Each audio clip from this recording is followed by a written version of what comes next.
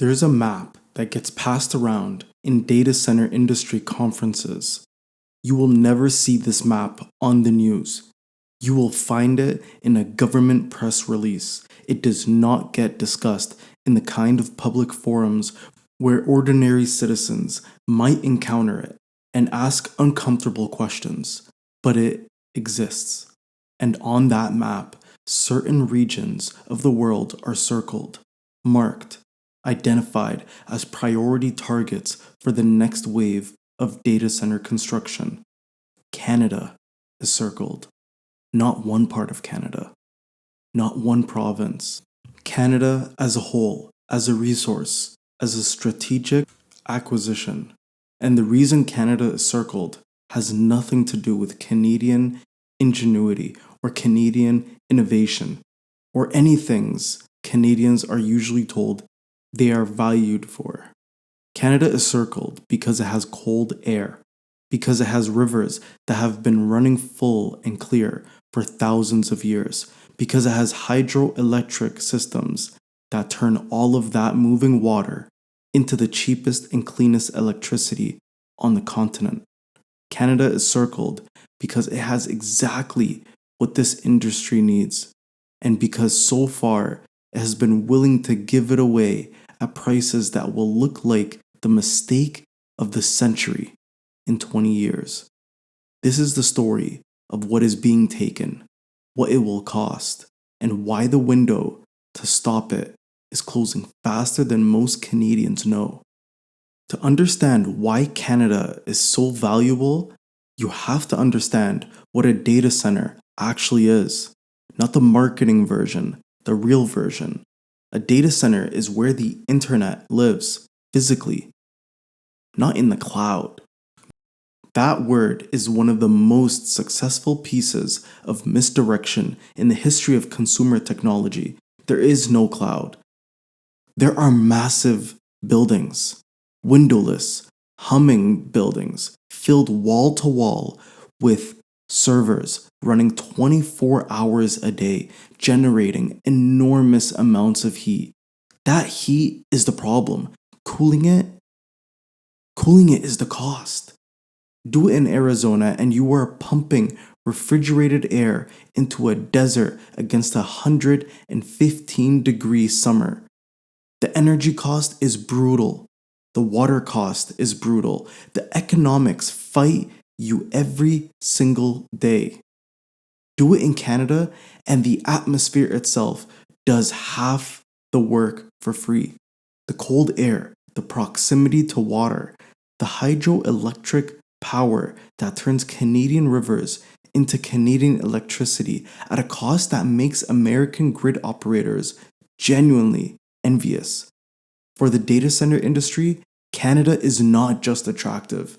Canada is close to perfect, and perfect is what they have come for. Let me tell you about Quebec, not the political version, not the economic development brochure version, the real version. Hydro-Quebec was built over decades, dam by dam, transmission line by transmission line. It was built with public money, managed as a public institution, and maintained as a public benefit. Electricity rates kept deliberately low so that Quebec families and Quebec businesses could count on affordable power as a foundation for their lives. This was not charity. This was a social contract. Quebecers paid for that infrastructure with their taxes and their patience. The cheap electricity was the return on that investment. It belonged to Quebec. Then the data center industry found it. They came quickly and quietly at first. Small facilities, reasonable commitments, and the pitch was seductive. We will bring investment. We will create jobs. Your clean, cheap electricity will attract the digital economy of the future. Quebec said yes. And then they said yes again and again. And the electricity that Quebec built for itself, for its families, its businesses, its future, began flowing at industrial scale into facilities that store and process data for American companies. serving American users, generating value that flows to shareholders in California and Washington and New York. By 2023, the situation had become impossible to ignore, even for the people whose job it was to ignore it. Hydro-Quebec announced it was restricting new connections, specifically named data centers. The province that had positioned itself as a clean energy destination for the tech industry had to look at these companies in the eye and say, we don't have room anymore. One of the great hydroelectric systems on Earth, a publicly owned utility sitting on rivers that have been running for thousands of years, ran out of room. Not because Quebec grew too fast, not because the green transition consumed more than expected, not because of anything organic, anything that came from within the province, anything that served the people the system was built for. Because it handed too much of itself to an industry that came to take, not to build, not to stay, not to become part of Quebec, to extract. And now Quebec families face rate increases.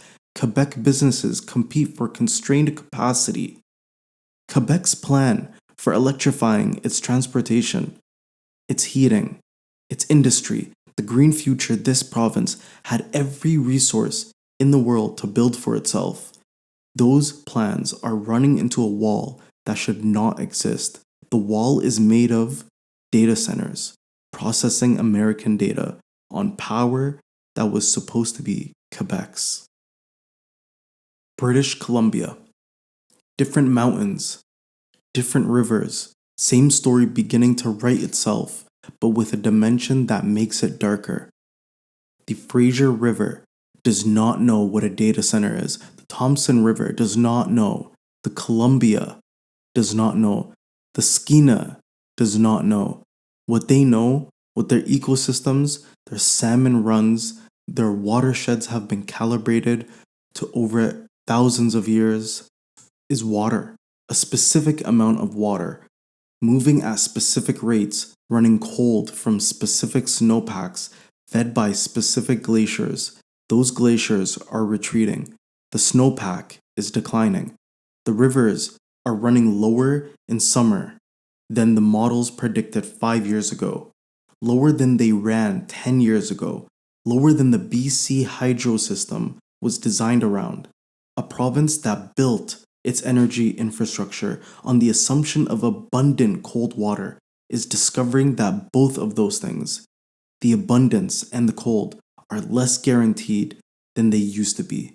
And in this moment, in this specific narrow closing window of time, the data center industry is moving into BC and making long-term plans on the water and the electricity that BC will need more desperately in 2040 than it does today. The contracts being signed now will still be running in 2040. The glaciers won't be. And along the rivers, the First Nations who've lived on these waterways since before there was a province, before there was Canada, before there was a European word for any of it, they are watching industrial priority after industrial priority get layered onto systems that are already under pressure. The salmon runs, the water temperatures, the river flows that entire cultures and ecosystems depend on. The data centers come, the contracts get signed, the buildings go up, and the river keeps running lower. Nobody in the permitting office is being asked to reconcile those two facts. Now, I want to talk about something that Canada has never fully confronted: water sovereignty. There have been debates in this country about bulk water exports, about whether Canadian fresh water could be sold or piped to other countries. Those debates have generally landed in the same place. No, water is different. The water is ours. We do not export it. That is the official position. Here is what is actually happening. A data center in Quebec draws water from Quebec aquifers and Quebec rivers. It uses the water to cool servers. Those servers process data for American companies, American platforms, American users. The economic value generated flows to shareholders who are overwhelmingly not Canadian. The water mostly returns to the local watershed in altered form at altered temperatures with altered ecological impact. But the value of that water, the strategic value that water will carry in 20 years when fresh water scarcity has become one of the defining geopolitical pressures on the continent. That value left Canada. It left quietly in the form of underpriced industrial rates, in the form of resource consumption that was never measured against its long term strategic worth, in the form of deals made without a national conversation about what was actually on the table. Canada did not export its water. It exported the value of its water, and it called the arrangement investment. Here is one thing about the future that keeps me awake about this. The data center industry is in the middle of the largest construction boom in its history. AI, the most computationally demanding technology ever deployed at consumer scale, is driving demand for infrastructure that makes everything built in the last decade look like a prototype. Microsoft has announced hundreds of billions in new data center investment. Google, the same. Amazon, Meta, and behind them dozens of operators most Canadians have never heard of, moving through provincial governments with site selection packages and economic development pitches and NDAs. They are all looking at the same map. Canada is still circled. The deals being negotiated this year will lock in terms that run for 15, 20 years. The facilities built today will be consuming Canadian water and Canadian electricity in 2045. Now hold that thought and think about what 2045 looks like. Climate models project severe water stress across large parts of North America by mid century.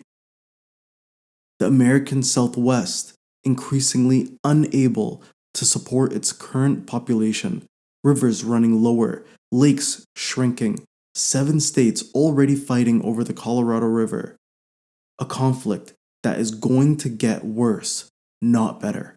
And Canada still holding 20% of the world's surface, fresh water, still cold, still fed by rivers that, if managed carefully, can remain among the most valuable natural assets on Earth. Canada will be negotiating from a position of extraordinary strength in 2045, unless it has already given that strength away. Unless the deals signed in 2025 and 2026 have already committed the capacity at 2025 prices, already locked in the rates, already handed over the resources before anyone fully reckoned with what it would be worth. This is the trade Canada is being asked to make right now. Press conference investments, announcements, and ribbon cutting photographs in exchange for long-term resource commitments made from a position of incomplete information, inadequate public debate, and a profound underestimation of what Canada actually holds. Canada has made this trade before. With lumber, with oil, with minerals pulled from the ground and shipped away as raw material so the value could be added somewhere else. The pattern is not new. Foreign capital arrives. It identifies something Canada has that the world wants. It moves faster than public debate, faster than regulatory frameworks, faster than the national conversation that should happen before something irreplaceable gets priced and committed. And then a generation later, Canadians look back and ask why they didn't keep more of the value for themselves. The answer is always the same because nobody asked at the time. Because the people doing the asking on Canada's behalf were outgunned in the negotiating room. Because the public didn't know what was on the table until the table was cleared. But here is what is different this time. This time, the window hasn't closed yet. The build out is happening right now. The negotiations are happening now. The permits are being issued now, which means Canada still has the leverage. The cold air is still here. The rivers are still running. The hydroelectric capacity is still barely, in some provinces, available. That is leverage, real leverage, the kind that should translate into something more than 50 jobs and a press conference. It should translate into pricing that reflects what Canadian water and Canadian electricity will be worth in 20 years, not what they cost to produce today.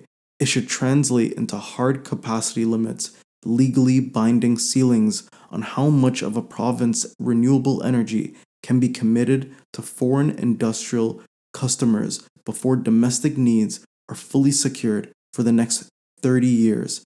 It should translate into public reporting, real public reporting, facility level water and energy consumption, published and updated, available to every Canadian who wants to understand what is being consumed on their behalf.